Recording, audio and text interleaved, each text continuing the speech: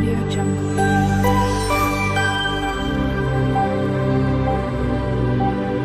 Audio Jungle. Hello everyone, જય શ્રી કૃષ્ણ. મારી ચેનલમાં તમારું સ્વાગત છે.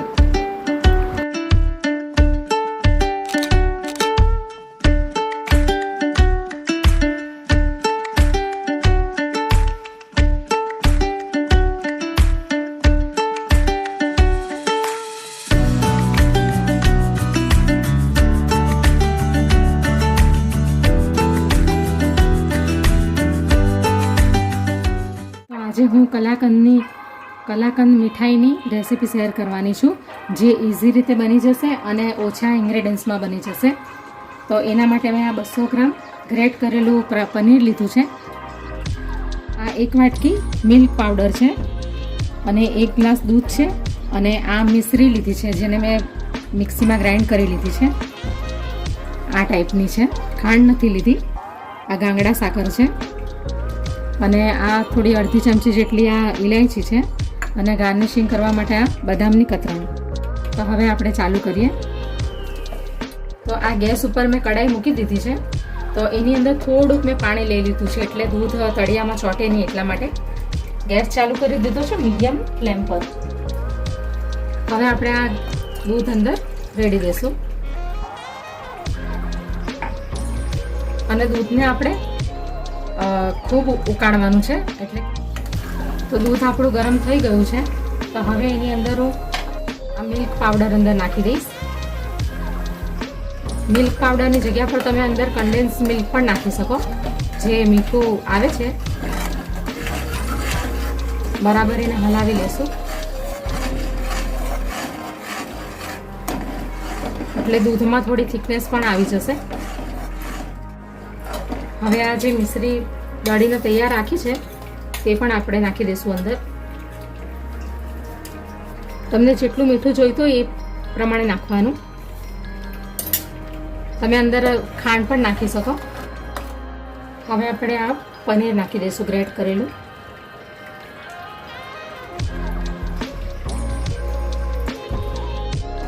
તો હવે આપણે અંદર પનીર નાખી દીધું છે. હવે આપણે એને ખૂબ હલાવશું. તમને એવું લાગે કે થોડુંક ગાઢું એટલે કે જાડું થઈ ગયું છે, તો તમે થોડું દૂધ ઉપરથી 1 કપ જેટલું રેડી શકો અંદર. હવે આ એલચી પણ નાખી દઈશું. હવે એને 5 થી 10 મિનિટ સુધી આપણે એને શેકાવા દઈશું બરાબર. સતત એને હલાવતા રહીશું એટલે નીચે ચોંટી ન જાય. આ કલાકંદ મેં ઇઝી રીતથી બનાવી રહી છું હું. તમારે એને દૂધ લઈને દૂધની અંદર વિનેગર અથવા તો લીંબુ નાખીને દૂધને ફાડીને જે પનીર બનાવીએ છીએ એ પનીરમાંથી પણ તમે બનાવી શકો, પણ મેં આ તૈયાર પનીર લીધું છે.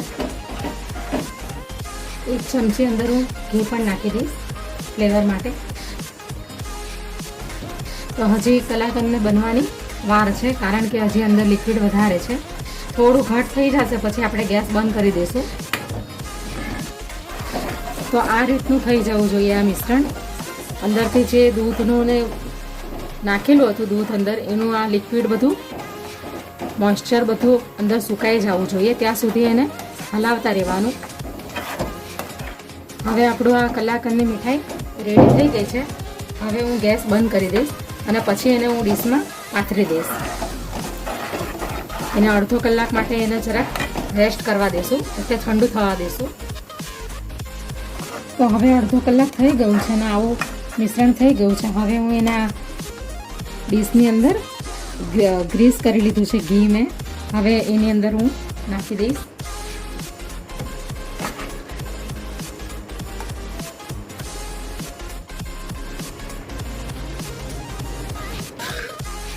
તો હવે મેં બધું આ ડીશની અંદર પાથરી દીધું છે આ મિશ્રણને. તો હવે એને સેટ થવા દઈશું બરાબર. એના માટે 2-3 કલાક બી થઈ જશે.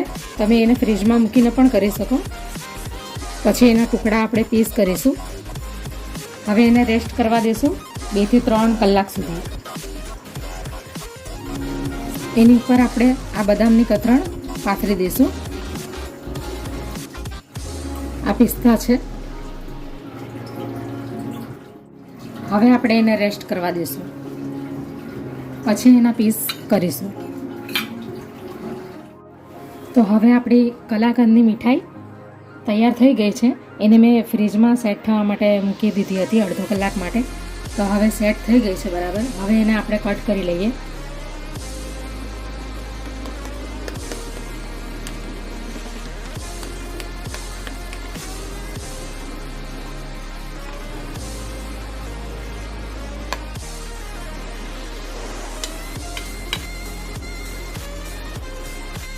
તો હવે તૈયાર થઈ ગયો છે કલાકંદ સ્વીટ.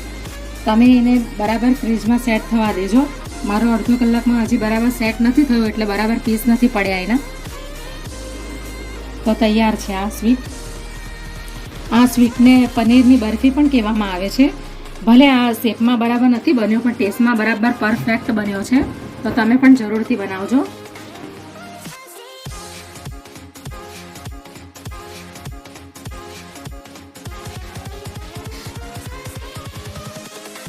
Invincible.